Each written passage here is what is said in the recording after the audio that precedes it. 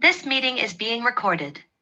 Welcome all friends, human and otherwise. We are at the end of the Microsolidarity Network call in March, and we've just been split out in two different breakout rooms, having two different conversations, and we're coming back now to give a report about what we talked about. We thought it could be interesting to record this and share it with the wider public. Who, James or someone in James's room, Abby, Tom, do you want to give us the synopsis of what you talked about? Yeah, gosh, I'll go for it and look at the two of you also, but it's a little difficult to summarize because I just had a great time in the conversation, first of all. Like we ranged all over sort of quickly and swiftly and came at it from a number of different angles. We were generally talking about crewing and crew formation and how does one get the initial process started and seeded? How do you do spaces where trust formation can start? How do you make this normal and bring it into a space where it's not, the phrase was social physics geeks and people who are specifically interested in social physics geekery, but how do you make it more normie appealing to folks who are used to friendship being a thing that you do accidentally, if at all, and that if you try to intentionally do it, then you'd kill it for some, or something like that. And getting into this space where I think we identified crewing as needing intention and a group self-awareness as a couple attributes that need that make a crew rather than just, oh, it's just some random group of people that hang out or are hanging out at this moment, but just might dissipate into nothingness, the next week or something. But yeah, the attraction, the drive seems to be there. Talking about co-working, co-housing, the drive toward community and belonging and supporting each other. But it's still quite weird to, in a co-working Slack, for example, to say who wants to get together and make a crew, without a specific to help each other with marketing or but just to be together, to support each other, to what kind of woo, or there's the existing patterns or structures or scaffolding or rails aren't there, and so you kind of got to build those along with the whole thing. So that's what I've got. That's awesome. Thank you, James. Abby or Tom, do you want to add anything to that synopsis? I was just going to actually, James again, because it's his thing, but I was just going to suggest, James, maybe it was really interesting to hear about your crew formation events that you run with the intentional community. So maybe you could share a little bit about that. Right. Intentional Society has done some crew formation events and had some fun crews in the context of that existing community. And that community focuses very much on face-to-face interaction. So we don't have the low bandwidth, like we don't really have a chat or a forum active, and that's not the seating place. People show up to a call and start getting to know folks. Kind of, it's distributed, virtual, but face-to-face. So yeah, there's a mechanism, there's a structure that can be used that almost looks like a little bit like this meeting. Where people get together, people who might have a desire start to self-identify as callers of a crew, and then work on their call, and maybe get a little discussion of like, oh, what makes a good call, or what do I really care about, and then come together and do like a pitch round. And it kind of works a little bit like open space conferences. People just come up and pitch their talks and put them on the calendar. And then the callers fan out to breakout rooms. People follow them. Interested folks follow them to breakout rooms. And that's how we do a crew formation scaffolding structure inside of our community. I think a little gem from our conversation was sharing our observation that the Microsolidarity Discord can feel a bit like a cavernous hall sometimes. I guess maybe people may be finding it kind of a bit empty when they join it, and like what would stop, say, the forming of a crew formation channel, or maybe there is one already.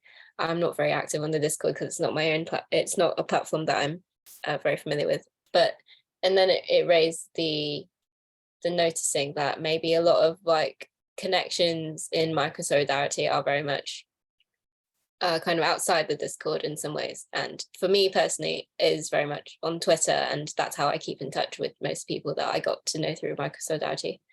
And yeah, is it a matter of, I guess, bringing that activity to Discord, or at the end of the day, encouraging people to tap into that activity that is happening outside of the Discord?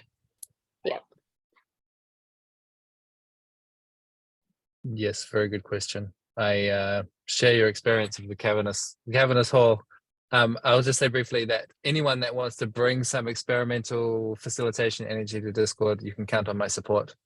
I'm not going to be doing it. I find digital facilitation not to be so rewarding, but I know there's amazing people there and such great opportunities for like initiating some new stuff, and the right person coming in will, I think, achieve great things. Let's hear from the other half of the room. We talked about the possibility of having some kind of gatherings, plural, in the Northern Hemisphere summer. Is there anyone from that group that wants to tell us what happened?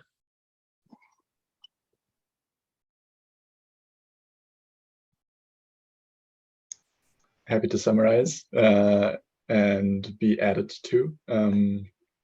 So the idea was to have some low effort gathering, like Rich mentioned or framed it as a Microsolidarity summer camp, where people can just show up and there's no real planned program other than maybe an opening and a closing. And that kind of evolved by Iwan mentioning the like some recent gatherings he had at his farm where people showed up to help out with some stuff, and how great it is to be doing something together, and how crews and subgroups naturally form around the tasks at hand, and you don't really need to worry too much about sorting people into subgroups. And also you don't need to worry about putting on a program because people are just getting busy and getting to know each other while doing something. And the idea was also to do that simultaneously in the US and in Europe. And Iwan can imagine doing it hosting it at his farm with some support. And Uta, Jocelyn, and I were excited about keeping in conversation about where to do it, maybe in Europe, and finding a place. There were some ideas flying around already. Yeah, that's all I can think of right now. Maybe there's more. Yeah, that was great, Jonas. Maybe I just add, like, I find it an interesting point around like around the Microsolidarity network and finances, and what does it mean to create a network event that, I imagine it being mostly a non-profit event, but if there is some surplus people want to contribute, or if we ask for a bit of surplus for the people organizing it to be compensated for their time, like that there will be a share going back to the Microsolidarity Commons, and that's quite a new or a reason. Well, I suppose beyond the Open Collective, like the €3 a month, that's a reasonably, like, maybe a next step for the network to look at, like, what do you do with our shared finance? And I find that important to highlight, like maybe a bit of an evolutionary step.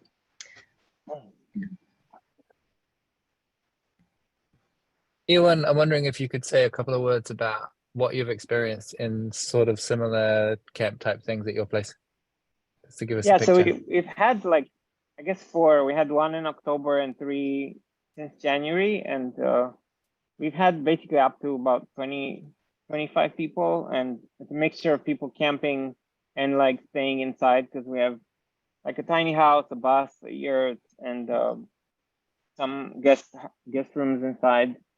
And we've had a combination of some events where there's like strangers that we didn't know at all who showed up, and some events, like when we butchered the cow, we didn't invite strangers because it was a more, well, one stranger showed up anyway, but like it was a more kind of intense thing too, and so we just had friends or people we knew.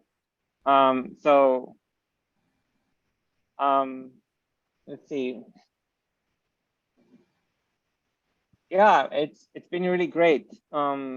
Especially when there's people who have experience doing stuff on their own and solving problems in real time. So there's been, in like 2 or 3 of the gatherings, there's been people who are used to going to Burning Man or to like the Oregon version of Burning Man. So they know how to get organized and solve problems when something comes up, and not waiting around for other people to tell them what to do. I think that's the crucial things. Like people see, okay, I'm gonna go start cooking. Who wants to come with me? Somebody else start something, and they're not just waiting for somebody to tell them what's gonna happen. So that's kind of the energy that I found works really well.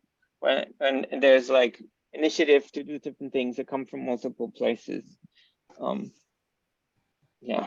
I'm not sure what else to share, but there's a lot of land. It's 125 acres, and there's a lot of room to roam beyond our land in the woods. So there's creeks and animals, and so there's a lot of things to do. And yeah. Yeah. Amazing. I wish I was going. I don't think we're going to cross the Atlantic this Yeah. year, but that's amazing.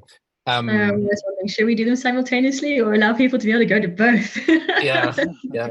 Well, soon we'll have the Microsolidarity boat, which can sail back and forth with low carbon impact. I want to wrap the recording here, and just to say, if you're watching this and you have a suggestion for a good venue in Europe for the summer where we might be able to butcher a cow, I don't actually think we'll butcher a cow, but do like things maybe on a farm or in a sort of communal space that's good for doing stuff and hanging out.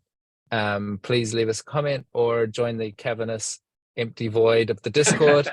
And if you would like to join us next month as we have our monthly call, you can subscribe for $3 a month on Open Collective, and then you'll be invited to join us too.